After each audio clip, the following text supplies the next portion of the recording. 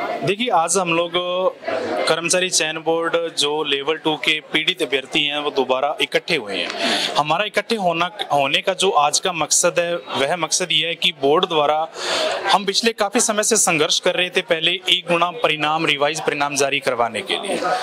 क्योंकि पहले मैं थोड़ी सी चीज़ आपको अवगत करवाऊं कि यह 2022 की लेवल 2 अध्यापक 3rd ग्रेड की भर्ती है। इस भर्ती में बोर्ड द्वारा जो पुरानी आंसर की थी, पहले जो आंसर की जारी की गई, उस आंसर की के खिलाफ हम लोग कोर्ट गए, वहां से हम जीत के आए। कोर्ट द्वारा कमेटी बिठाने का आदेश दिया गया बोर्ड को। कमेटी ने जो निर्णय दिया उस निर्णय के अकॉर्डिंग कुल 18 प्रश्नों का सभी विषयों में बदलाव हुआ।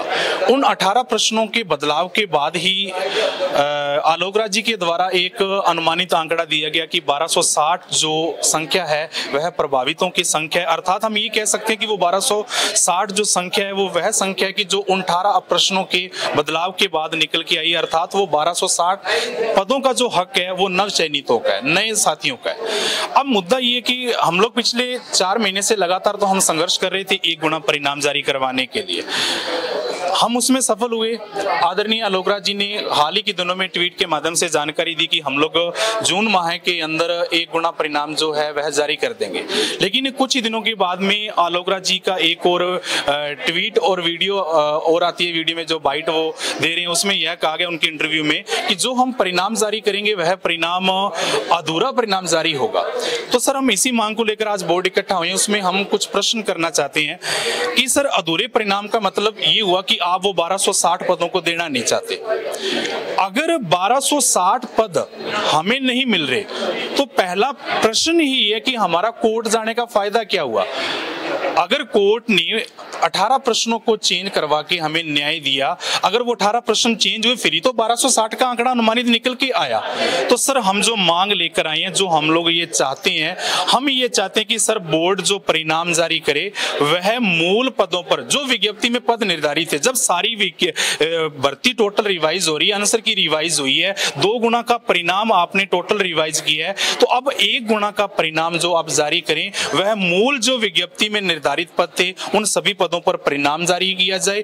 कोई भी अनावश्यक पद ना रोका जाए। जैसे कि अनावश्यक के रूप में जैसे मैं कहूं कि अब मान लो एडिशनल का मुद्दा जो है वो सुप्रीम कोर्ट में है। हम ये चाहते हैं कि जो विद्यार्थी एडिशनल विषय के अंदर जो एडिशनल वाला जो मुद्दा उसमें कट ऑफ में अगर 1 गुना की कट ऑफ में जो कैंडिडेट आ रहा है, ठीक है, उसकी सीट रोकी जाए। लेकिन अब जो कोई कैंडिडेट कट ऑफ में नहीं है, पिछली बार उनकी सीट रोकी गई है, अब जो व्यक्ति जो अभ्यर्थी कैंडिडेट जो कट ऑफ में नहीं है तो आप उनकी सीट को मत रोकिए, उस सीट को भी आप लोग मूल रिजल्ट में शामिल करें।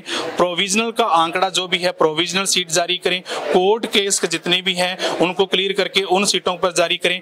अब जो मेन मुद्दा इसके साथ में था वो हमारा मेन मुद्दा है 1260 पदों का। उसके लिए मैं आपको एक उदाहरण देना चाहूंगा।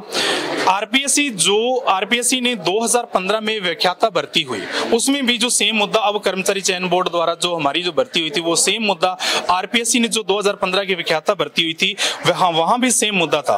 वहां भी जो परिणाम था जो वो रिवाइज किया गया। मैं दिखाना चाहूंगा इस रिवाइज परिणाम में आरपीएससी द्वारा क्या किया गया कि जो प्रभावित कैंडिडेट थे उन प्रभावित कैंडिडेटों की एक अलग से पीडीएफ जारी की गई। अर्थात जो वो पद थे, जो प्रभावित होने वाले पद थे, उन पदों को नए जो चयनित होने वाले कैंडिडेट थे उन कैंडिडेटों को वह पद दिए गए। सेम मांग सर हम आज हम लोग लेकर आए हैं कि सर जो वो 1260 पद हैं वह हमारे मूल रिजल्ट में शामिल किया जाए और उन पदों को साथ में जारी किया जाए। फिर ही जो ये पीड़ित मेरे साथी जो अभ्यर्थी हम राजस्थान के कोने कोने से जो पिछले 2 साल से दर दर की हम ठोकरें खा रहे हैं, फिर ही हमें न्याय मिलेगा। अगर आपको इन 1260 पदों के बिना ही परिणाम जारी करना था फिर वो रिवाइज का फायदा कहाँ हुआ? वो 18 प्रश्न बदलाव होने का फायदा क्या हुआ? फिर तो परिणाम आप कभी जारी कर देते। हम क्यों इतनी देर से हम 2 साल से भटक रहे हैं? इसी मांग को लेकर आज हम लोग दोबारा राजस्थान के कोने कोने से जो कैंडिडेट इकट्ठे हुए हैं। हमारा मुद्दा सर यही है कि सर जो परिणाम जारी किया जाए वो कंप्लीट संपूर्ण पदों पे जारी किया जाए। इसके अलावा 1260 पदों की जो आप अलग से पीडीएफ जारी कर रहे हो उनको साथ में जारी किया जाए। अर्थात सिंपल भाषा में मैं कहना चाहूं, देसी भाषा में कहूं तो वो 1260 पदों का हक नव चयनित कैंडिडेटों का है, वो उनको मिलने चाहिए। उनमें से एक भी पद आप रख नहीं सकते। इसी मांग को लेकर आज हम लोग इकट्ठे हुए हैं।